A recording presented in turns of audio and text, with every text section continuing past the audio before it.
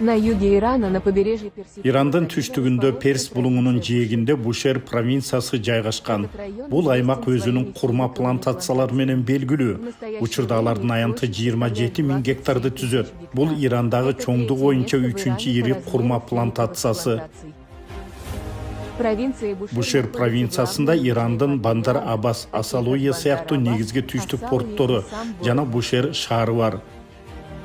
Если вы хотите посмотреть Ирандын деңиз жээгиндеги шаарларын көргүңүз келсе, саякатыңызды күз жана кыш мезгилине пландаштырганыңыз жакшыраак болот. Анткени бул учурда суу жылуу, күндүз абанын температурасы жаз жана жай айларындагыдай анча ысык эмес болот.